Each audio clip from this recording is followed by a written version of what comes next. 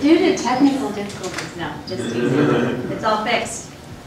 I thought there weren't any problems over here in digital media arts, but apparently everybody has problems with technology.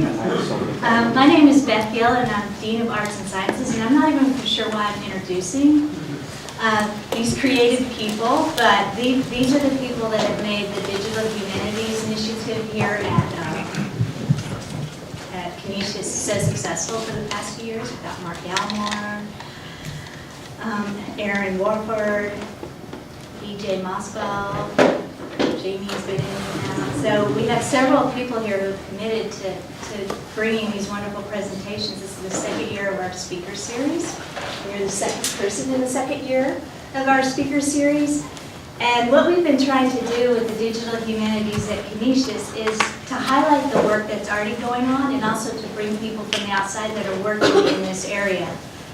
And we're trying to inspire other faculty. Typically we have the inspired show up, but we want to inspire other faculty and students to consider, experiment with, and collaborate on research projects, pedagogical methods that employ these types of digital technologies. And today we are honored to have Dr. Jonathan Lawrence. Dr. Lawrence is an associate professor in the Religious Studies Department and has taught at Canisius since 2005. Pretty old. He's currently engaged in the ethnographic study of religious diversity in the Buffalo area. He is also an ordained minister serving a small Protestant congregation in North Tonawanda. I couldn't say that a year ago. I've only been here a year. That was a hard one. And working with Buffalo's interfaith community. For his presentation today, Professor Lawrence will describe the impact of changing technology and his experiences as a student, a teacher, and a scholar. He will share examples of how technology allows us to do traditional research activities in new ways, as well as examples of new options that are possible with technology. His Religion in Western New York project examines religious diversity through oral history, statistical data, and archival materials. He will also share some examples of ways he has incorporated digital humanities into his course activities. So please welcome Dr. Lawrence. Thank you, Dr. Gill, and it is a pleasure to be here and looking forward to having some fun talking about some of the things I've been working on. It is a little bit strange because the first semester I was teaching in here at college, I had a class in this room, and so it's a little bit of a flashback, but that's okay.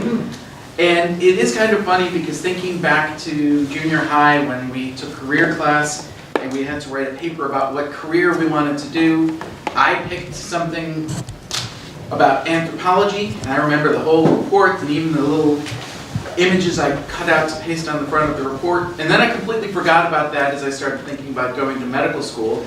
And then when my medical career went up in flames with one of the lab experiments in organic chemistry, and I started thinking in other directions, I've kind of, through a roundabout route, ended up in anthropology and religious studies and literature and technology and all kinds of fun things.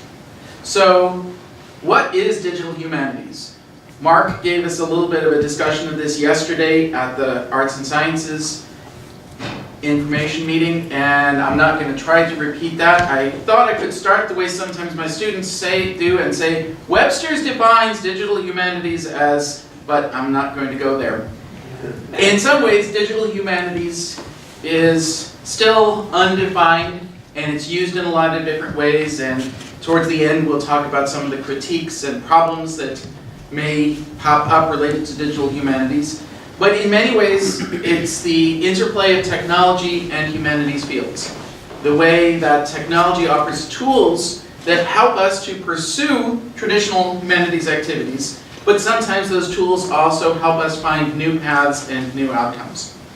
And so, if we think, for instance, of the movement of technology and the spread of information, we go back to cuneiform writing, and then you think perhaps of something like the Book of Kells or the Dead Sea Scrolls. I had to spend a lot of time on my dissertation working on the Dead Sea Scrolls, and this is actually my dissertation director, Jim Vanderkam, giving a very quizzical look towards some of the scrolls. And part of the struggle with the scrolls is that often many of them are in small fragments, and you have to try to guess and fill in the blanks, and there are actually methodical ways of doing that. So, where cuneiform was a big jump from the pre-writing age, and being able to copy things by hand certainly spread information, but when good old Gutenberg developed movable type and the printing press developed further, suddenly we could make lots and lots of copies of texts. And so part of what I'm going to talk about in a minute is the fact that these multiple copies of texts and the ability to spread them changed how people interacted with texts. To a certain extent, at first, you could say the printing press was just a matter of making those texts available. But then, as people discovered that they could make the same identical copy over and over again, they also developed new ideas, and I'll talk about that in a moment. And then, of course, if you think of the fact that now, with the internet, we get all kinds of fun things, and I don't know if you can read this in the back, but it's a Facebook group for the trolley problem, the ethical dilemma that some of you may have encountered in your philosophy or religious studies classes. Now, of course, Facebook can deal with serious things. It can also deal with lots of cat pictures and other things. But as I say, part of the issue is that as technology developed, as the Industrial Revolution hit, and then suddenly the internet became available, it has changed things. And part of the question is, what has that done to us in terms of what we do? In some ways, you could also think of it as a process, and a somewhat circular process of an innovation coming along and perhaps facing a little bit of resistance from people used to the old kind of technology. And sometimes you see the technology implemented using a new way to do old things, but then eventually you find new things taking over and new ways of using it, and then suddenly you may find that the old way is not used much anymore. So when I was in 7th grade, we don't need to say exactly when that was, but you'll be able to fill in the details in a moment. When I was in 7th grade, the guys took shop class for 17 weeks, and the girls took home ec, and then we switched for 3 weeks. But in 7th grade, shop class included a unit on print typesetting. And so we actually made business cards and had to get all the type lined up and everything. And it was very cool. And now, of course, if you go, I think, down along Elmwood or places like that, you probably find some artisan typesetters who will do fun things like that. But reality is you're not going to find too many typesetters and hand-operated printing presses anymore. Mostly that's probably a good thing. You can very quickly, using Microsoft Word or some other word processing platform, you can very quickly make very nice looking business cards, and you can copy as many as you want. You can even change what kind of paper you want. You can do all kinds of things, and anybody can do that who has access to the software. It used to be you could only get something printed if you had access to the type that knew what you were doing and everything like that. Just as movable type transformed the spread of knowledge, not so much the writing and what was being done with that knowledge or the creation of the ideas, but it transformed how it was spread. Current technology is not necessarily transforming the content of what we do as students and professors, but it is certainly offering new ways of doing what we do. If you also think for a moment about what counts as technology, believe it or not, we had an hour-long debate at Notre Dame in a committee meeting one time about whether chalk was technology. And the conclusion ultimately was that yes, it was technology, but it really wasn't the purview of the committee that was trying to decide how to implement computer technology in the classroom, and so we just tried to ignore the guy who was being obnoxious about it in the first place. Or if you think of something like the Encyclopedia Britannica, and maybe for some of the students out there, they don't even know what the print of the Encyclopedia Britannica looks like. In elementary school, research meant going to the library and pulling a volume of the encyclopedia off the shelf, probably copying it down by hand, usually copying it word for word, which only later we realized was plagiarism, and presenting that to the class. And of course you had to make sure you had the most up-to-date encyclopedias. Nowadays, I don't think you can give the Encyclopedia Britannica away. You probably can't give away copies of National Geographic either, for that matter, but that's a whole other story. Maybe for the pictures people will want. But my point is that technology has changed.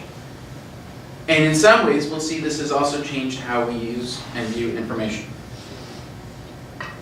As I was getting ready to do this, I also thought of some of the tools and equipment and software that I experienced over time. So in elementary school, we were very excited, and some people here may actually remember these fun little calculators. This was a big thing, and you could practice with it, and of course the whole debate was, well, if we start using calculators in the classroom, will the students really learn how to do the math? We're still having that debate with my own kids right now. But this was a very narrowly focused tool. Think for a moment of all the things that are available and possible with our cell phones. There were also lots of games. The big exciting one when I was in elementary school was Merlin. And you could play tic-tac-toe on it. Wow! Or some of the first video games and consoles that you could plug into your TV, one of them was Pong. And it was a very simple graphics. A line that went up and down, and you could play ping pong, and you could, if you caught it just right, you could even send it a nice little spin. A long way from World of Warcraft and everything like that. And then, of course, there was sci-fi. And I remember watching Battlestar Galactica, and Lorne Greene, as Commander Adama, had a computer console that he didn't even need to type. He could just dictate, and the words appeared on the screen. And I thought that was so cool. Wouldn't it be great if we could do that? Well, if you get the right software, or even with your phones, you can do that now. Or you have the communicators in Star Trek. Something that we can carry around in our hands and communicate with people at long distances. And of course, the funny thing is, this is actually a Bluetooth and USB compatible communicator that you can now get that sort of doubles as a phone. So there you go. And in a little bit, we'll also see that the Star Trek holodeck is starting, in a sense, to become reality. More on that in a little bit. And then, of course, there are computers. Some of you may not even know what this means except for the save icon for word processing. But these were data storage. I used lots of these little square ones in college.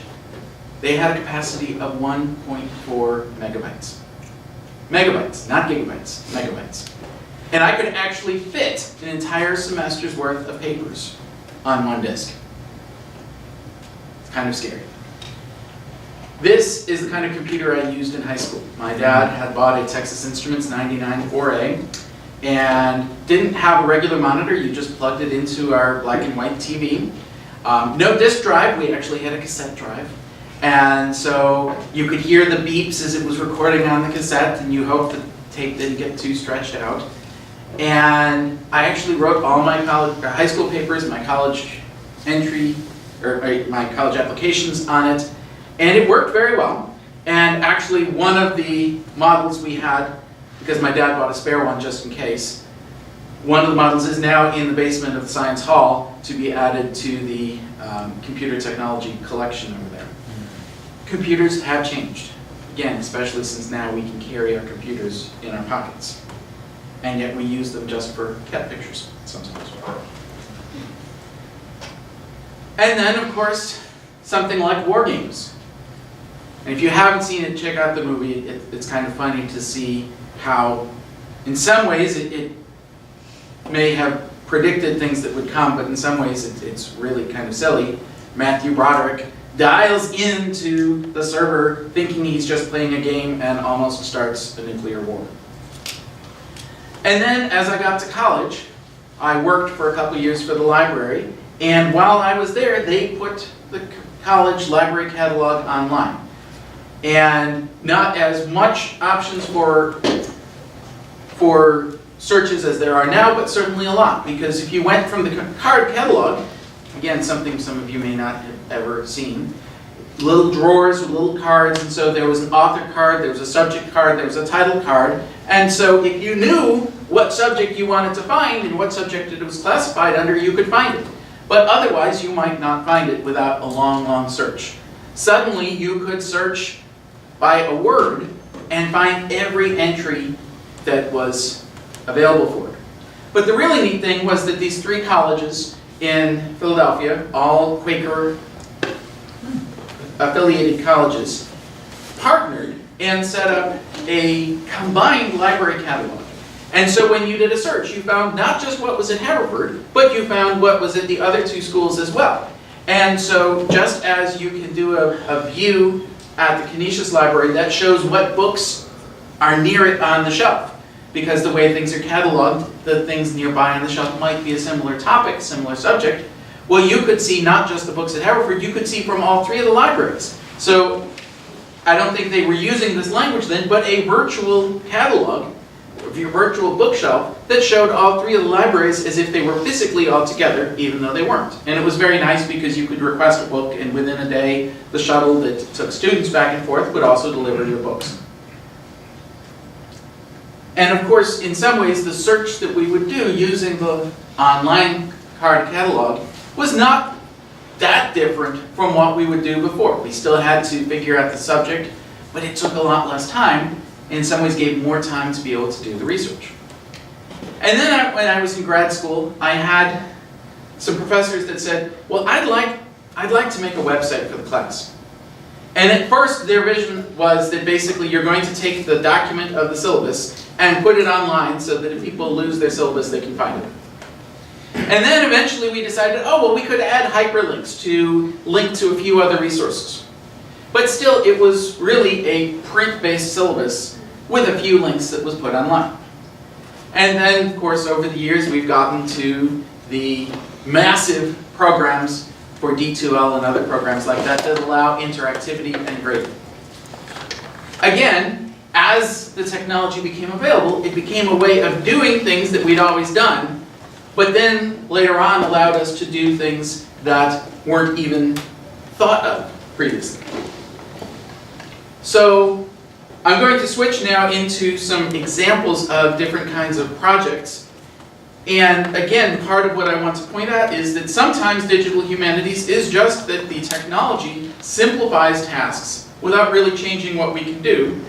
But that's important in and of itself. If it allows us to do the design, if it allows us to do some of the publishing, if it allows us to do some of the things that you used to have to take weeks and weeks and weeks to get someone else to format or do it. Or the fact that you can, again, many of you will not have any concept of what it was to type on a manual or electric typewriter, and then if you realized you made a mistake or left a word out in the top of the page, to have to type the whole thing over again. So, as I was trying to get this together, I thought I would go back to the first conference paper that I did back in 1998, and I found the file. I was very pleased with myself that I found the files, and even though it was a PowerPoint file, this was the message I got. And so this morning I dug through my file cabinets and did find at least a black and white copy of the map. This was a map of the location of pottery handles at various sites around Jerusalem, and a little bit of the data and chart that I developed for that. I actually had a very nice color transparency that I used, and as I was telling Mark before this started, the funny part was that I did all this on the computer, then I still had to print and make it as a transparency, and had to send some of the other things to be done as slides because the conference I was going to did not have the ability to do a digital presentation. But we'll come back to that issue of compatibility because that's actually a very important issue in terms of how we do what we do. Now the other issue is that if you were to actually look at the GPS coordinates of these sites, I probably don't have them in the right places. I just sort of eyeballed it and said, I think this looks right here. And I had to do the same when I was making a map for my dissertation because I didn't have access to the mapping software that I'll be talking about in a moment. And so I just had to sort of hand draw a map to put these on. Nowadays, there are a lot easier ways to do that.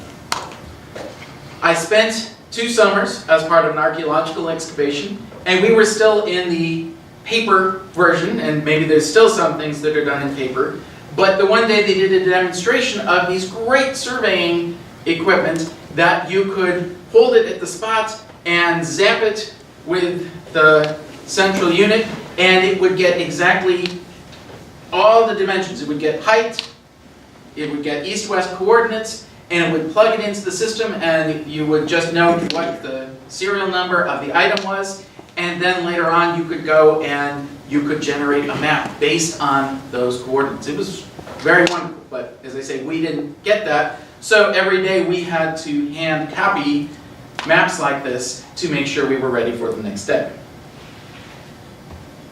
But then this is where I started realizing and thinking just what the computer technology can do for us. So just as you can start with a course syllabus, a Word document that you put online and it's at least available, but then you can start making it interactive.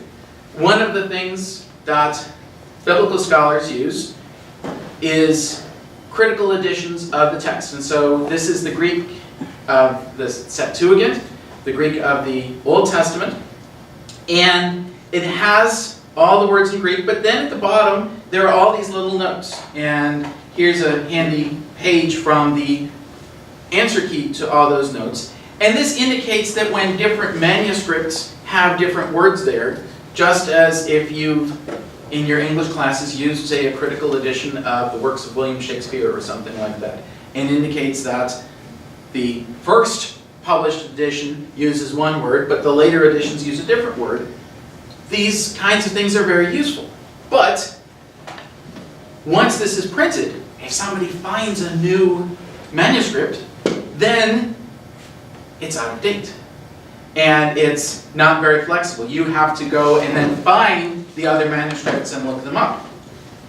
And right around the same time, one of my professors was working with the Dead Sea Scrolls and had spent about 5 years compiling this book. And what he did with the Dead Sea Scrolls Bible was he took all the biblical verses that were in the Bible and again did the same kind of critical edition thing to indicate where there were disagreements between one manuscript or another. And so this was a very useful compendium for scholars to say, okay, what words were used in the Dead Sea Scrolls for all the biblical verses? And he brings the sample copy fresh off the presses into class, and he's so excited. And I said, well, Dr. Ulrich, wouldn't that be something really cool to put online and to use hyperlinks so that instead of just seeing the note at the bottom about the temple scroll, you could actually look and the other window would pop open with the text of the temple scroll and you could see exactly what was there. And he just glared at me because I was, in a sense, suggesting that he might have wasted the last 5 years of his life. But in a sense, this is the potential that computer technology offers us in being able to make these things interactive, in being able to update them, in being able to make them available to a wider audience. Now, before we get too excited about interactivity and hyperlinks and all that kind of stuff, some people suggest that the Talmud, a Jewish text from, well, starting from around the 6th or 7th century in Babylon, is, in a sense, the first hyperlinked kind of thing, because the Talmud contains, this part of the text is called the Mishnah. It's a text from about 200 of the Common Era. And then around the outside are various other commentaries, both ancient commentaries and then newer versions of the Talmud have added more and more texts. And so just as a hyperlinked page on the web can take you and connect you to other things. And you can say, oh, that word is used here. And so, in fact, some things you just sort of hover over the word and the definition appears, as in like using your Kindle or something like that. This was a printed version of that. Again, this goes back to what I was saying, that when the printing press first came out, people just copied those manuscripts onto a printed page. But then the first printed Talmuds took advantage of the ability to update things and to reformat things, to put them in a new format. So moving now into some of the projects I've been involved with. For the last 6 years, students in my capstone Religious Diversity in Buffalo class have been collecting oral histories. And I have probably about 200 hours of recordings, individual interviews, visits to religious congregations in Buffalo, and I'm working right now on trying to set up a website that will house these, because I could post them all to the internet right now, just a list and sort of a title and a date, but that's not as useful. But if instead we can link it and say, okay, so these 20 interviews are from Roman Catholics. So if you don't know anything about Roman Catholics, what is some basic information about Roman Catholicism? What is some basic information about the congregations that they're connected to?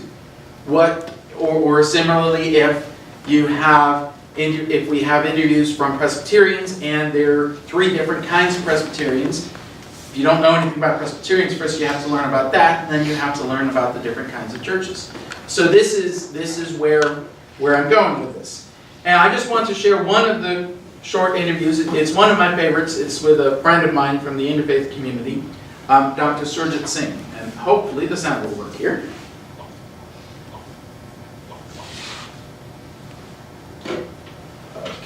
Okay. Let's see. Check YouTube's on sound. Yeah. Okay. So let's try that again. I think. Check the Mac itself. It's off. The Uh, sound on YouTube as well. YouTube is now off, but that can be turned up, and you have to turn it back on for YouTube. well, Turn it on Mac, because you can hear it if you. where? Here?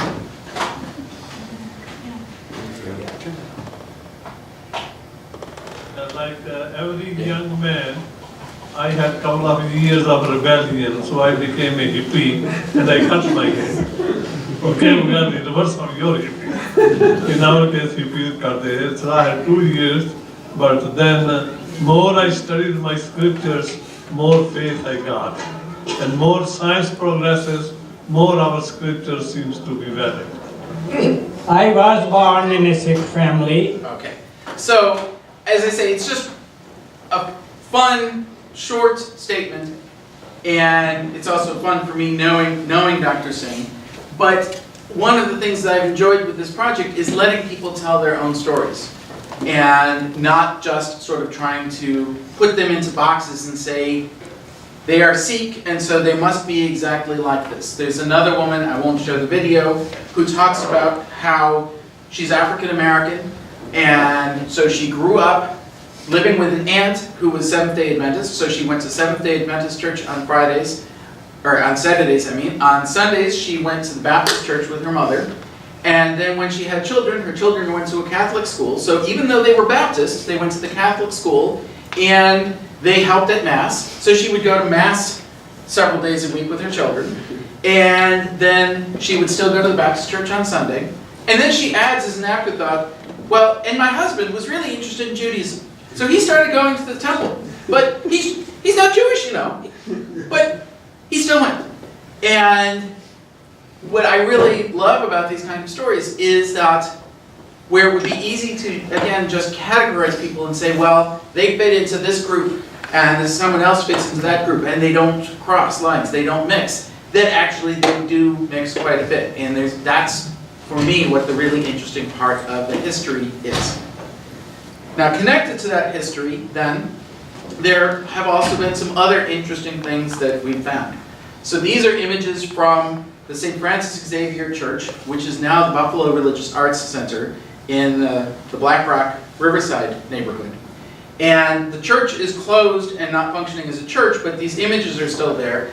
And these images are just amazing. You've got patriotic symbols, you've got the US Capitol, you've got very typical image of Mary, and I don't know how well you can see it, but down here at the bottom, you've got a map of the United States, and 3 Native Americans are pointing to that map. One of them is even sitting on a knocked-over totem pole. And the message seems to be, Mary, the country is yours now. And around the outside, there are shields of all the states that existed at the time. And then paired with it, on the other side of the church, you have Joseph as the patron saint of the workers. So you have all kinds of labor union symbolism. You have factories in the background with lots of flames and spewing smoke into the air. You have symbols around the outside of the trade unions. Now, what makes it really fun is that this building was built in 1913 for a German-American Catholic neighborhood. And these paintings were made in the early 1920s after World War I. And so my reading of this is that essentially this was their way to try to tell everyone, look, we're American now. We're so American and we're so patriotic. We've got all these symbols. Now, I'm working on a more traditional writing project on this. But again, this is the kind of thing that students can get involved in that I would not have gotten a chance to find out about without some of the other things I've been working on. Now, one of the other projects is that I work at and involved with the Network of Religious Communities, our local interfaith group in Buffalo. And we've been going through our archives, and so finding some really fun things, including Colonel Adama, my friend Lord Green, is here with a recording on who are the peacemakers. I love this. If you look closely, it's supposed to say Church Women United.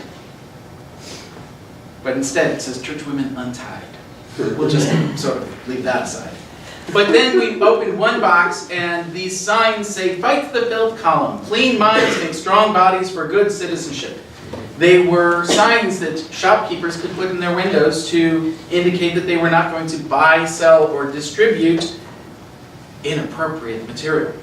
Then we lifted up the stack of signs and found several samples of what would have been considered inappropriate in the 1950s. You never know what you're going to find.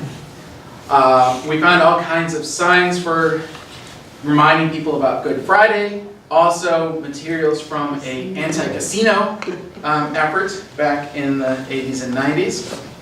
And then a very interesting little document from 1926, I think, foreign-speaking and Negro sections of Buffalo, a sort of interesting conjunction there. And they also indicated that ministers were paid about $1,500, whereas tradesmen were paid almost $2,500. I don't think that balance has actually changed much in the years. But again, this is where, of course, archives have existed for a long time, and certainly there are ways to archive and document materials in your history without the internet. But what we're dealing with right now is a project to start digitizing some of the material, start making it available, because if it's just in boxes over on Delaware Avenue and no one can get to it, and no one who's not in Buffalo can look at it, it's not necessarily very, very accessible. So part of my vision for this project, and I can't take credit for the term because if you do a Google search, it is out there, is to turn this into a sort of citizen history. Maybe you've heard of some of the citizen science kinds of projects where they have the Christmas Day bird count and lots of non-scientists go out and count what birds they see in their neighborhood. Or you think of the media that, again, through these wonderful tools that we carry in our pockets, people can share photos of sunsets or of events that are going on. They can report stories. And so everyone, in a sense, becomes a journalist. On NPR, I've been hearing about StoryCorps and how they're having a big project for Thanksgiving weekend to encourage people to, using their phones, collect family stories that would otherwise get lost. And I'm not going to open these right now, but I found several other examples of projects that are allowing the public to contribute. And so my long-term goal for this project, as I start posting the videos, as I start posting information about the different congregations, is to also make it possible for people who may come across the website and say, oh, St. Francis Church, that's where my grandparents were married. I have a picture. And they can scan it and they send it to me and get it added so that this becomes more than just what I and my students can do, but something bigger. Which then brings me to mapping, and I want to give credit to my colleague Erin, because after seeing some of what she did last year, and I also need to give credit to Brian, there you are, who's been working with me as my SEEP student, because in order to start linking materials to the congregations, I wanted to get a sense of where all the Buffalo congregations are and what kinds of traditions they're connected to. And so we started over the summer collecting data, and my initial plan was that we would go through the phone book and entry by entry we would find the geographic location of each congregation and we would put it in a nice Excel sheet. And Brian is a computer science major, and he says, well, you know, I could probably come up with a program to do that. And he says, is that okay? Yeah, that's great. So what we probably still would have been entering addresses one by one through probably late 2018. I now have 900 locations. And there's still some sorting to do. There's still some figuring out which of the many Baptist denominations a particular church belongs to. But this is a great way to get started. And now, because of the program he wrote, if I decide I want to include Niagara County, or if I want to include Rochester, I can. And again, with a little bit of cleanup, but I'm just going to bring up the map because the great thing is that, let's hope. Here we go. So we're just going to hide that for now. You can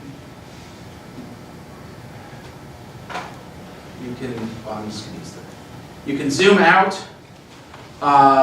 You can actually use different color codes to see whether it's, so this just has Baptists. The other group breaks it down into all the different kinds of Baptists, all the different kinds of Lutheran. I knew about some of these groups. There were some groups that I had never even heard of, and discovering that they're here in our backyard. But as I say, maps in and of themselves are nothing new. Creating maps and sometimes putting the dot there yourself is nothing new.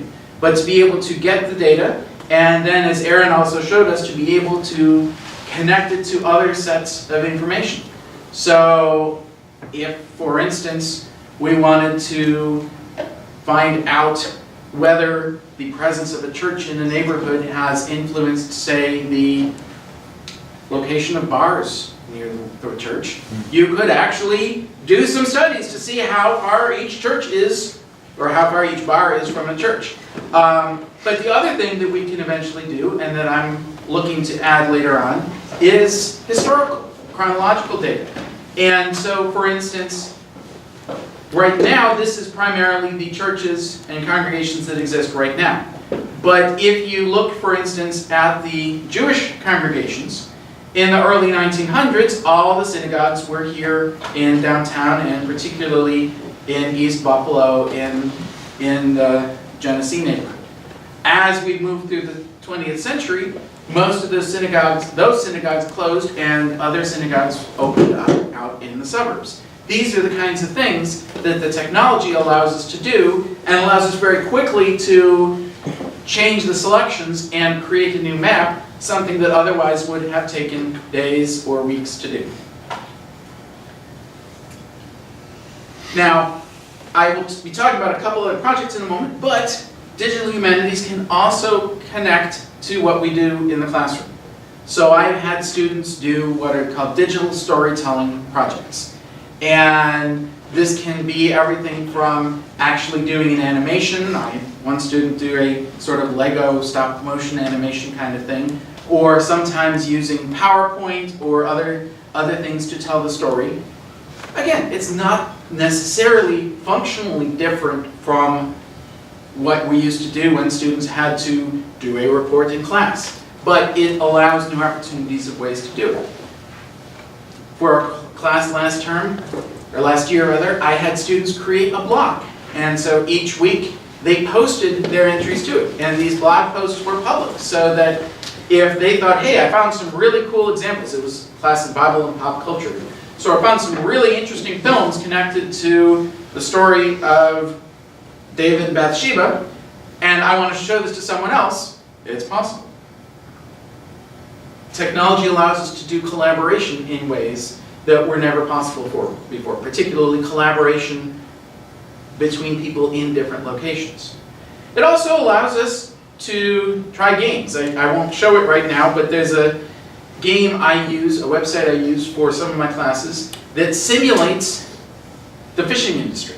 And it's a very simplified one, but the basic principle is that each day you can harvest 0, 1, or 2 fish, and you have to track and see if I harvest too many fish and the other fishermen harvest too many fish, the game stops before you even get through 10 days because you've taken all the fish and you're going to starve now. These kind of simulations can be really useful in learning real world principles, but using an electronic system to do it. There's also the example of creating games. Several of us have had what we call the Serious Games meetup, and sort of inspired by one of the discussions there, I created a card game for the creation stories. And I tested it with a class a couple weeks ago, and I'm going to use it in one of my spring classes, and eventually the hope is that the students' final project will be to create their own games. And you may think games, well, that's just kind of silly, but a lot of thought goes into creating these games, and it also can engage students. I have colleagues at other schools that have done this. Now, a card game may not seem like very advanced technology, but the fact that in a few hours I could use Microsoft Word to create this, rather than having to write them out by hand, or rather than having to send off to some company somewhere else and have them make them and wait and pay a lot of money for them to print and send them. This is again where technology can help us do things that otherwise we might not be trying. I want to share one other project that I worked with in the past. Before I came to Canisius, I spent a couple summers working in the Rare Books Library at Notre Dame. And one of my jobs was to help transcribe, and this is about what the quality of the letter looked like, so my eyes got very sore that summer. Civil War letters, sent home from soldiers on the battlefront to their families. And the Charles Cayley collection was one of the ones I did. This was his first letter to his wife, Julia Et. Now, we only have his letters. We don't have the letters that she sent to him. But there are some very interesting details in that story, including the fact that he writes to her, "My dear Juliet, I do not know why Robert told you that I got married against my will, but that is not the case. I really wish I knew the rest of that story." But what we did in this project was, again, in one sense, nothing different from what has always been done with handwritten manuscripts, is we sat down and we transcribed it. And of course I was the lowly grunt, and so I did the transcription, but then someone else checked it, and then when they were done, they put the transcription with a few comments indicating, well, we really don't know what that word is, or if there were notations to say, and this was a Union soldier, and if he said, well, we captured 20,000 Rebs that day, and if you actually looked up that date in the official records and saw that only 20 rebel soldiers were captured, we might put in that kind of annotation. But the point is that where previous scholars might have had to publish all these letters and their annotated comments and hope that enough people would buy the book to make the materials available on a wider basis by putting it online with the notes, with the historical links, with the transcriptions, with images, and in some cases multiple kinds of images. So sometimes we had to use UV light to get a better sense of what the text was. This is something that the internet makes possible and makes it widely disseminated and free that would not otherwise have been possible. Now I also want to share for just a moment, my colleague Dr. Krawick works with a Coptic manuscript project. There's also a group, scholars at Ohio State and Michigan State University, that have what they call the American Religious Sounds Project. And they have, this is not videos, but primarily recordings, and recordings from many different communities in their area and starting to collect from other areas. There are also just online manuscripts that are available. And so this was something I found a couple weeks ago. And again, these are the kind of things that in earlier generations, the only way you would get to see them would be if you went to the library it was housed, or if they had made a photographic facsimile and you could afford to buy it or convince the library to buy it. Otherwise, you would not be able to look at these. This isn't actually a functional link, but if you click on the link, you can actually go page by page and zoom in, and it's really useful. And then this is something that I had hoped to be able to let you look and see today. I haven't got it installed because I was in Germany this summer, and they even sold it with a nice little fold-up viewer, but the QR code that was inside here didn't actually work, and I had to send them a nasty letter today, and they have sent me a new code that should work.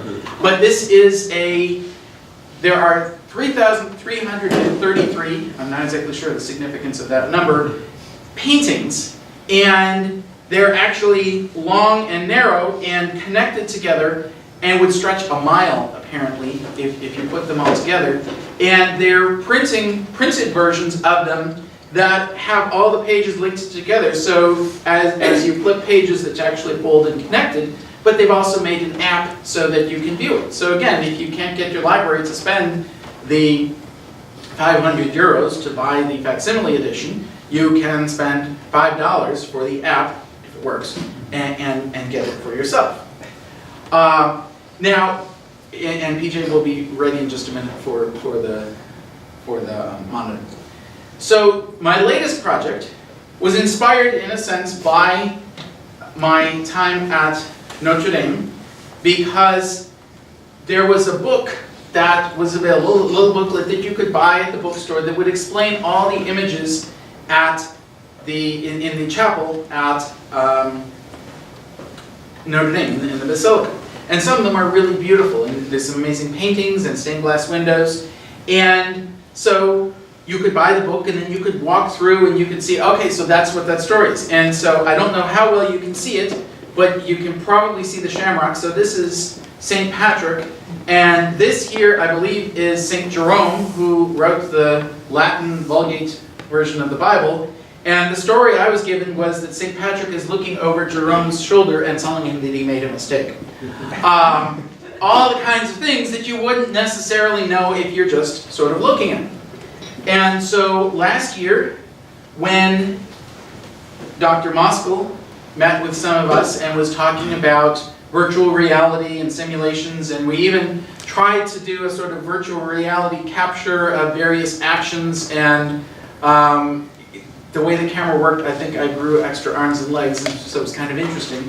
But he said he wanted us to think about ways and projects that we could do to work with his students. And so I know some of his students, for instance, have been working on a simulation of Fort Niagara, and remembering the materials from Notre Dame for the chapel there, I said, well, wouldn't it be kind of fun if we did something with all the images in the stained glass windows so that you could make it interactive and you could sort of point at the window and information to explain, for instance, why there's a pelican in one of the windows at the chapel, or just what are in some of these stories. And so this This window has the nativity story, and it has various elements in leading up to Jesus' birth and in Jesus' childhood. And so actually, PJ, if you can get set up. So my students this fall in my capstone class, and I've got a couple of them here who I've tortured with this, each were assigned 4 windows. And we had some reference reserve materials that they could access and some other websites that they could use. And each student was assigned 4 windows to identify the image, to give background information on the image, to link it to any relevant biblical stories. And so now we're also going to show the technology side of this with what we hope to connect eventually to that information. Also, in terms of the way technology worked, I had the students use a Google Forms link to be able to submit the information. So rather than them sending me papers that then I had to cut and paste the material out of those papers, it was all in a very handy spreadsheet and information to show me these things. So this is one of my students, Curtis. Alex and Zach, who are working on this VR 360 pictures sort of environment. Curtis is going to demonstrate. Ready?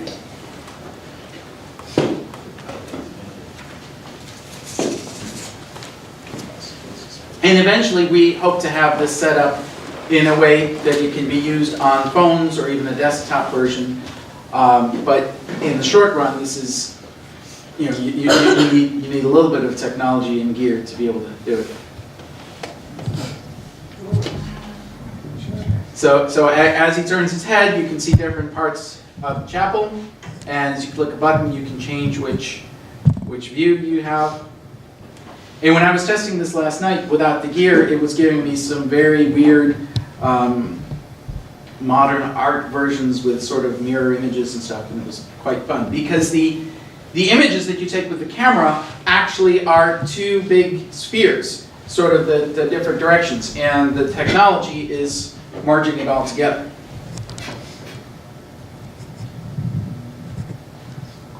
And afterwards, if anyone else wants to check it out, we can certainly do that. Just a couple things to close out. I've talked a lot about exciting things and positive things with digital humanities. There are some concerns or things to talk about, and there's actually a conference this spring that I hope to go to where a big part of their emphasis is on some of these justice issues. So on the one hand, the good side is that this technology democratizes it. So it used to be that to do filmmaking, to even record some of those kinds of interviews that I was talking about, you had to have special equipment. And then to copy it and share it and everything like that took a lot of effort. Anybody with a recent smartphone has a camera they can use to record their videos. When I first started teaching the class, students had to check material out from the media center or from the library. And then that sometimes led to technical issues where they recorded it, but they forgot to save the file somewhere else when they left, and so it got deleted. If it's in your phone, it gets into the cloud, and it's there. This technology also allows us to preserve things. The archives. If you heard the news last month out in California with the fires, the archives from Hewlett-Packard, the computer company, were housed in a warehouse in the fire zone, and they're gone.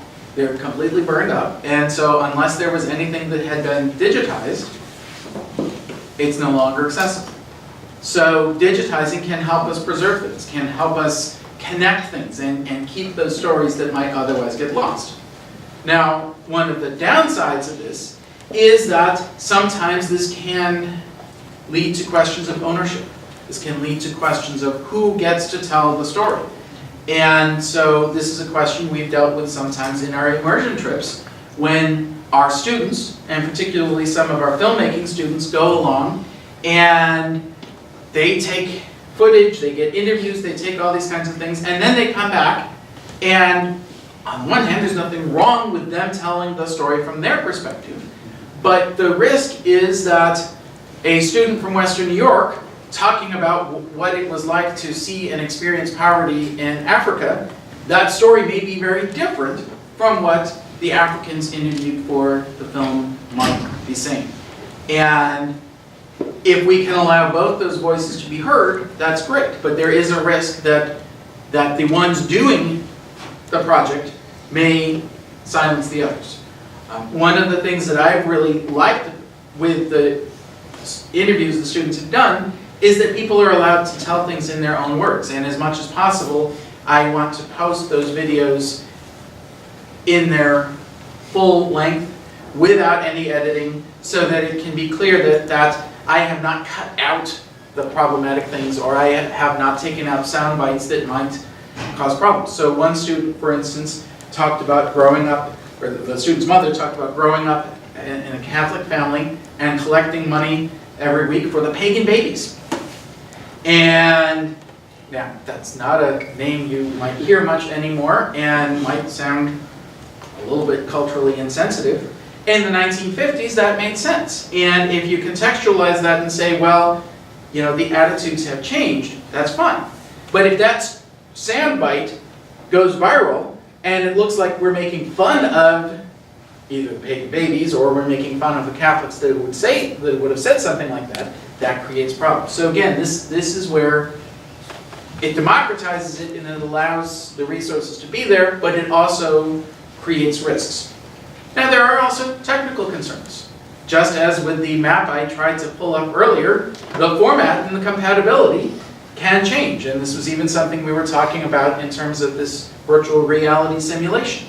That one of the things we want to do is make sure that what we do now is still going to be accessible. There's never guarantees about that.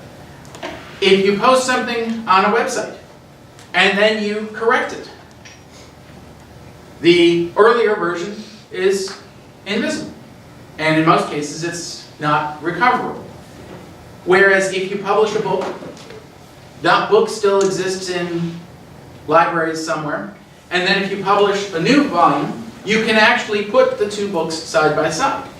And with certain kinds of projects, certain kind of information, or think, for instance, certain political websites where maybe someone says something problematic, and then their staff go and quickly change the website.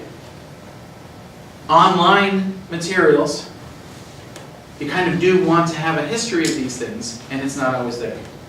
Copyright protection and who has the right to use this material becomes very important when you can cut and paste and share. What kind of platform you use, what kind of software people have to have. These are all important considerations. But the bottom line is that books still exist. I love books. If you've been to my office, you've seen just how much I love books. I loved working at the library in college when I got to play with some of the really old books, and if you've ever been able to feel the texture or the smell of old books, as long as you don't have allergies, it's a great thing. This new technology can help us not only use the books, but use other materials as well. As I said, it can connect to different kinds of research, to different kinds of teaching. There are all kinds of ideas about what might come next. So this summer, because of the 500th anniversary of the Reformation, someone even created a robot that can talk to you in different languages and can offer you blessings.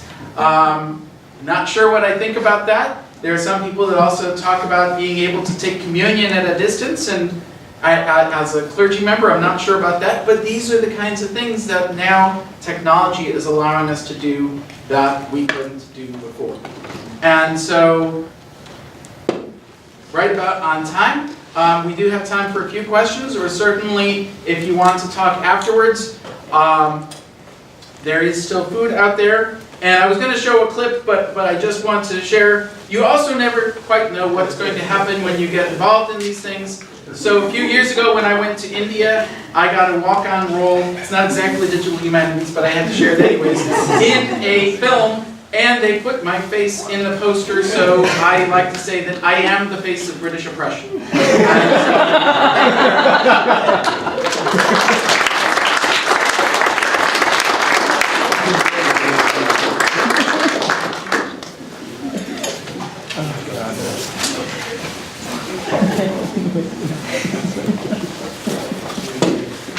Jonathan, I've done much with material Christianity, and the place, I think it's Tom Randy at Holy Cross has a collection of artifacts.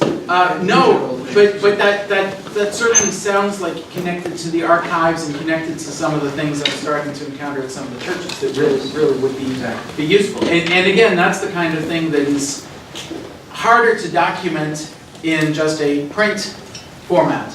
But for instance, one of the things, and I don't know where it's going to end up being housed, but there's a collection. There's a priest in Buffalo that has collected hundreds of nativity sets, and often every year at Christmas time there's a display. You can go and see them, but of course then they get packed up. Wouldn't it be great to be able to have an online catalog of those so that other times of the year you could look at it and you could add information to say this is from Chile, this is from Bethlehem, and all this kind of information. And then to be able to compare and say, okay, so these five are from Chile. Do they represent different regions? Do they represent different kinds of craft, different kinds of styles? But yes, getting into the physicality of how people live out their religion is a very important kind of thing, and something that the technology can help us facilitate. Yes, Jim. Well, congratulations. It's great seeing that map. Also, seeing the other presentation on the mapping, seeing how you guys are using that. That's really cool in how you've got that. And sitting next to Brian, learning about the script. Congratulations on that program you wrote to get that all in there. One of the things that I think is amazing, it relates to the archives that you're doing with Network of Religious Communities, is that they evolved. Can you explain how they evolved from the Buffalo Federation of Churches? Yes. And how old that organization is? Yes. Because I always thought like interreligious discourse was this thing that was new. Right. And I couldn't believe they were celebrating some 120. They're older than Canisius. Yes. That's the thing that blew my mind. They started in the 1860s, and this summer we actually found the initial membership books and everything like that. And so that's one of the first things we hope to digitize, because of course they're also very indelibly. They started as the Buffalo Sunday School Teachers Union or something like that. And so primarily Protestant churches and Sunday school teachers. Actually, if you think of the Chautauqua Institute, which was also founded to train Sunday school teachers, not as a summer resort, but as a training program. That's some of the same kind of movement that started here. And then as time went on, some of the clergy started tying in and everything like that. So then by the early 1900s, we had the Buffalo Council of Churches. And it's also the same time that things like the YMCA and others were forming. And then in the 1940s, they acquired property on Delaware from the Loud family. And that building then was also used as the headquarters for some of the local denominations. And then I forget the exact chronology, in the 60s or 70s, it morphed into, well, there were two groups. There was the Council of Churches, but closely partnering with, BAM was the acronym, Buffalo Area Metropolitan Ministries. And they even have signs, BAM with an exclamation point. And Buffalo Area Metropolitan Ministries included the Jewish community and the Catholic community, because the Catholic community has typically not been part of the Council of Churches. And So then in the 80s and 90s, they started having discussions to say, well, why can't some of the other religious groups, the Hindus and the Muslims, join? And so when they joined, they couldn't so-called the Council of Churches, so that was when it switched to become the Network of Religious Communities, I think around 1997. And so all those groups, some of their documents and some of their materials are buried in the archives, and we've been coming across them. We've been coming across other interesting things. Like there was testimony one time that the pastor of, I think it was First Presbyterian Church, testified at hearings at City Hall when they were debating whether or not stores should be allowed to be open on Sundays. And you know, all these kinds of great snapshots into Buffalo's history, and specifically Buffalo's religious history, that are there, that if we can make them available, can really become a resource for students and faculty and for the groups themselves to understand our own history. Thank you. Thank you. Any other questions? Well, thank you all of you for coming, and do get some food on the way out.